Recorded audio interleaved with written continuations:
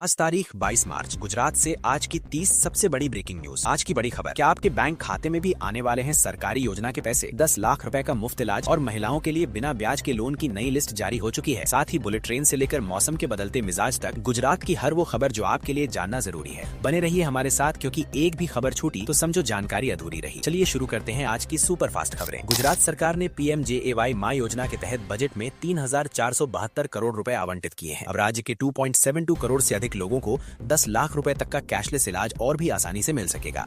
राज्य के 68 लाख लोग पहले ही इसका लाभ उठा चुके हैं। PM कुसुम योजना के तहत गुजरात के किसान अब अपने खेतों में सोलर पंप लगवा सकते हैं। सरकार इसमें 30% से 60% तक की सब्सिडी दे रही है। इससे किसान न केवल अपनी सिंचाई की जरूरतें पूरी करेंगे, बल्कि अतिरिक्त बिजली बेचकर कमाई भी कर सकेंगे। गुजरात की महिलाओं को आत्मनिर्भर बनाने के लिए सरकार बिना ब्याज के 1 लाख रुपए तक का ऋण प्रदान कर रही है। महिला स्वयं सहायता समूहों को प्राथमिकता दी जा रही है ताकि वे अपना छोटा व्यवसाय शुरू कर सकें और आर्थिक रूप से सशक्त बने। राज्य के पशुपालकों को अपने मवेशियों के रखरखाव के लिए अब सीधे आर्थिक मदद मिलेगी। सरकार ने गौ माता पोषण योजना के तहत 500 करोड़ रुपए का प्रावधान किया है, जिससे दूध उत्पादन बढ़ाने और पशुओं के स्वास्थ्य सुधार में मदद मिलेगी। प्रधानमंत्री आवास योजना शहरी और ग्रामीण के तहत गुजरात में इस साल 3.15 लाख नए घर बनाए जाएंगे। इसके लिए सरकार ने 4,272 करोड़ रुपए का बजट रखा है, जिससे गरीब और मध्यम वर्गीय परिवारों को अपना पक्का घर मिल सकेगा। गुजरात सरकार ने विज्ञान प्रवाह यानी साइंस स्ट्रीम चुनने वाले छात्रों के लिए 250 करोड़ रुपए की नमो सरस्वती योजना शुरू की है। इसके तहत पात्र छात्रों को वार्षिक आर्थिक सहायता दी जाएगी ताकि वे उच्च शिक्षा बिना किसी वित्तीय बाधा के पूरी कर सकें। समुद्र तटीय इलाकों के मछुआरों के लिए सरकार ने बुनियादी ढांचे और उपकरणों के लिए 1,340 करोड़ रुपए आवंटित किए हैं। डीजल की बढ़ती कीमतों के बीच सरकार मछुआरों को विशेष राहत पैकेज दे रही है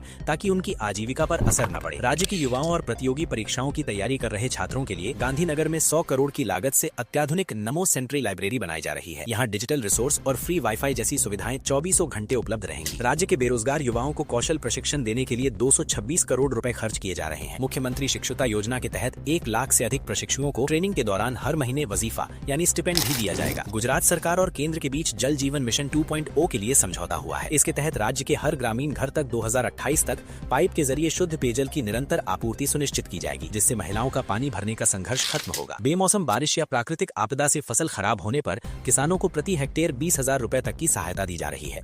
इसके लिए कोई प्रीमियम नहीं भरना पड़ता और राशि सीधे किसान के बैंक खाते में जमा होती है। निर्माण कार्यों में लगे श्रमिकों के लिए राज्य सरकार ने अन्नपूर्णा केंद्रों की संख्या बढ़ा दी है। अब गुजरात के हर बड़े शहर के कड़िया नाका पर श्रमिकों को मात्र 5 रुपए में पौष्टिक और भरपेट भोजन उपलब्ध कराया जा रहा है। राज्य के आदिवासी क्षेत्रों में रोजगार बढ़ाने के लिए सरकार 25 पक्षियों की यूनिट स्थापित करने पर बड़ी सब्सिडी दे रही है। इससे ग्रामीण क्षेत्रों में रहने वाले अनुसूचित जनजाति के लोगों को आय का एक नया और स्थायी जरिया मिलेगा। गुजरात के लघु उद्योगों और छोटे व्यापारियों को अपना काम बढ़ाने के लिए कम ब्याज दर पर लोन की सुविधा दी जा रही है। सरकार ने उद्योगों के आधुनिकीकरण के लिए विशेष पैकेज की घोषणा की है, जिससे रोजगार के नए अवसर पैदा होंगे। राज्य सरकार ने सामाजिक सुरक्षा के तहत दी जाने वाली मासिक पेंशन में वृद्धि की है। अब दिव्यांगों और निराश्रित बुजुर्गों को बढ़ी हुई राशि सीधे उनके बैंक खातों में मिलेगी, जिससे उन्हें अपनी जरूरतों के लिए किसी पर निर्भर नहीं रहना पड़ेगा। मौसम विभाग ने बनासकांठा, साबरकांठा और पाटन जिलों में अगले 24 घंटे में हल्की बारिश की संभावना जताई है। कृषि विभाग ने किसानों को अपनी कटी हुई फसल सुरक्षित स्थानों पर रखने और सिंचाई रोकने की सलाह दी है। गुजरात सरकार ने मेट्रो कनेक्टिविटी को मजबूत करने के लिए 34 नए ट्रेन सेट का ऑर्डर दिया है। इनमें से 10 ट्रेनें अहमदाबाद मेट्रो फेज 2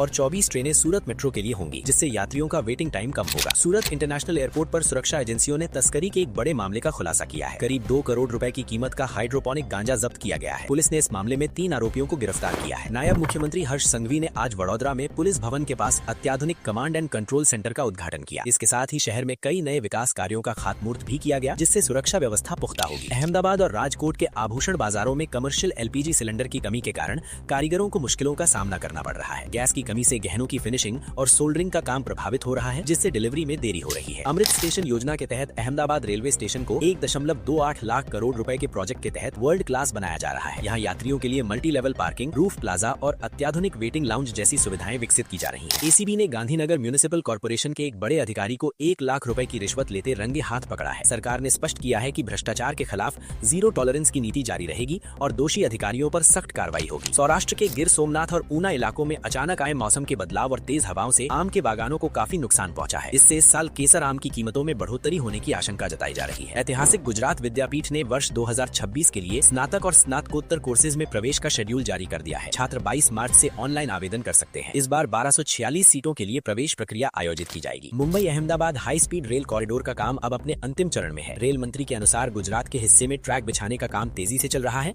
और अगले साल के अंत तक ट्रायल रन शुरू होने की संभावना है। सुप्रसिद्ध शक्तिपीठ अंबाजी के चाचर चौक में आज से भक्ति संगीत और सांस्कृतिक कार्यक्रमों की शुरुआत हो रही है।